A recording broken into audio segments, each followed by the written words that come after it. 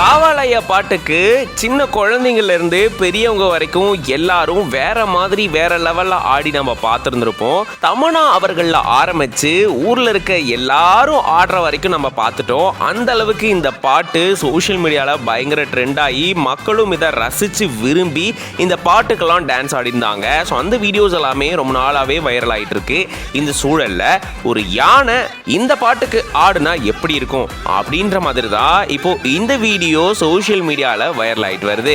பார்க்கவே அவ்வளோ அழகா அவ்வளோ கியூட்டா இருக்கு. எப்படிங்க இது டியூனுக்கு ஏற்ற மாதிரி இந்த யானை அப்படி இப்படின்னு கால் அசைச்சு ஆடுது அப்படின்ற மாதிரி இதை பார்த்தவங்க எல்லாம் அப்படியே ஷாக் ஆகி போயிட்டாங்கன்னா பார்த்துக்கோங்களேன்.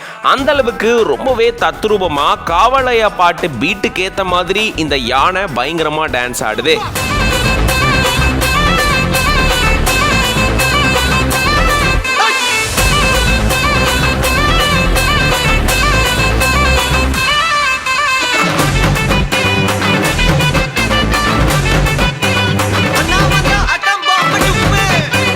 ஆஹா ஆஹா வேற லெவல்ல இருக்கே, நான் கூட இப்படிலாம் ஆட மாட்டேனே அப்படின்ற மாதிரி இதை பார்க்கும்போது நமக்கு தோணும். ஸோ இப்படி தான் எல்லாரும் எப்படிங்க இந்த யானை இவ்வளோ சூப்பராக ஆடுது அப்படின்னு சொல்லிட்டு பயங்கரமாக யோசிச்சுட்டு இருக்கும்போது தான் அது ஒரிஜினல் யானை இல்லை பொம்மை யானை அப்படின்ற பெரிய ஒரு ட்விஸ்ட்டை வச்சு நம்ம எல்லாருக்கும் ஏப்ரல் ஃபுல் கொடுத்துட்டாங்க.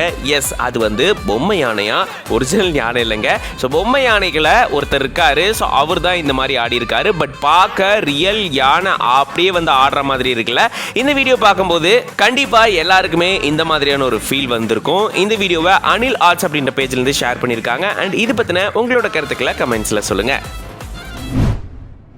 வேர்வையில் புள்ளி வைத்து என்னை கோலமாக்கினாய்.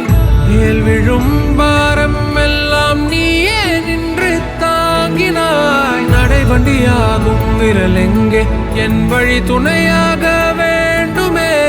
அரவணைப்பாகும் குரல் எங்கே, அதை மீண்டும் கேட்கத் தோன்றுமே. பகையென உன்னை பார்த்தேனே, உன் பாசம்